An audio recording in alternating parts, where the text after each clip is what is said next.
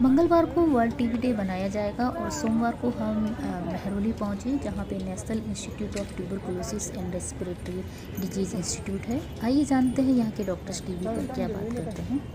MDR TB अभी भी challenging एक सिचुएशन है उसको डील करना, पर अभी ये है कि MDR टीबी के लिए ड्रग्स, MDR टीबी के डायग्नोसिस के लिए जो टेस्ट्स हैं वो सारे उपलब्ध हैं, सरकार द्वारा उपलब्ध कराए जा रहे हैं और मरीजों को जितनी जल्दी हो सके प्रयास प्रोग्राम का यही रहता है कि उनकी डायग्नोसिस जल्दी से जल्दी हो सके ताकि उपचार हम चालू कर सकें।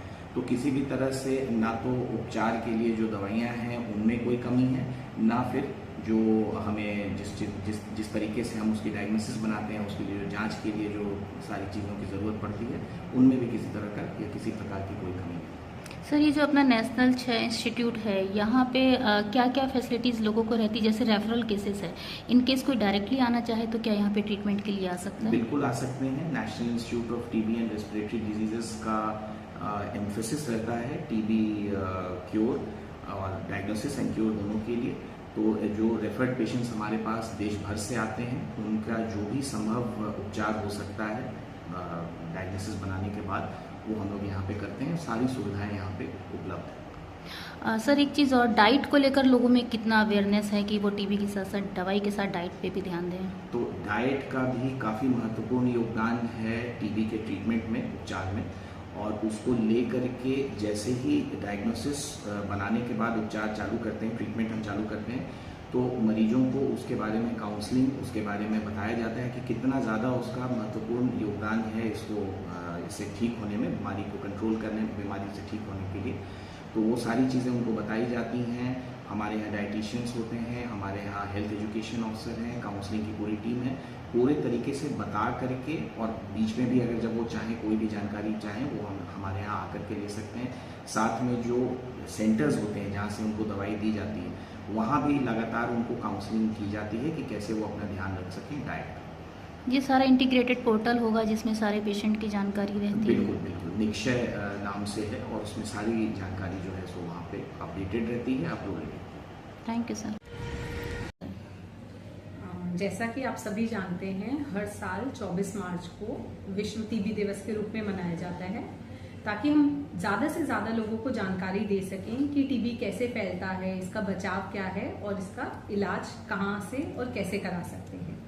इसी के तहत हमारे संस्थान में भी कल एक मेजर प्रोग्राम है जिसमें हम नुक्कड़ नाटक, मैजिक शो और स्किट करवाएंगे ताकि लोगों को जानकारी हो।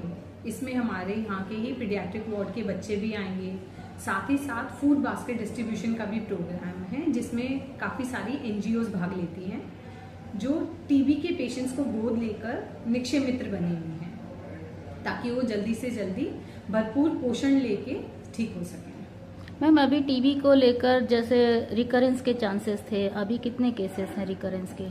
काफ़ी ज़्यादा रिकरेंस के केसेस देखने को मिलते हैं हमें। अभी भी 15 to 20% केसेस ऐसे हैं जो रिकरेंट टीबी के केसेस हैं क्योंकि वो समय पर दवा नहीं खाते, दवा छोड़ के खाते हैं। कई बार क्या होता है, उनकी इम्यूनिटी ही एक्चुअली इतनी कमज़ोर रहती है कि एक बार पूरा इलाज हो चुका होता है, वो दवा छोड़ चुके होते हैं, पर अगले साल 2 साल बाद वो फिर दोबारा टीबी का पेशेंट बन के आ जाते हैं क्योंकि उन्होंने अपना लाइफस्टाइल नहीं चेंज किया। उनके लंग्स अभी भी वीक हैं, उनकी रोग प्रतिरोधक क्षमता अभी भी कमज़ोर होती है, इसलिए वो दोबारा से टीबी की चपेट में आ जाते हैं। तो इसलिए उनको कोशिश ये करनी चाहिए कि अपनी रोग प्रतिरोधक क्षमता को बढ़ाएं। उसके लिए पौष्टिक आहार लें, घर का ताजा बना हुआ भोजन खाएं, जो भी मौसम के अनुसार फल सब्जियां उपलब्ध हैं उसका सेवन करें, दिन में 3 से 4 लीटर पानी पिएं और कम से कम आधा घंटा व्यायाम जरूर करें, और बाहर की तली भुनी चीजें, फास्ट फूड को अवॉइड करेंगे तो बेहतर रहेगा। योग और प्राणायाम और श्वास संबंधी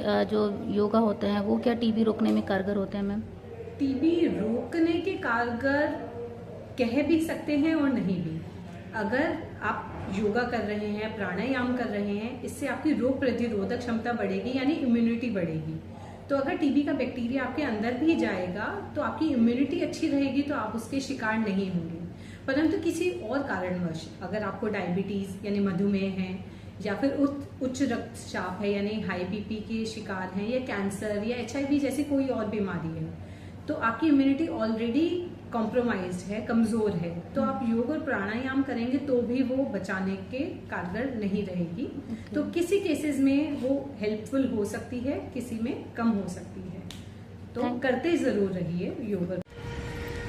फ्रेंड्स, आज हमने बात करी national institute of tuberculosis and respiratory disease की कम्युनिकेशन और health expert madam Priyanka Sharma से और डॉक्टर तनिष्क से।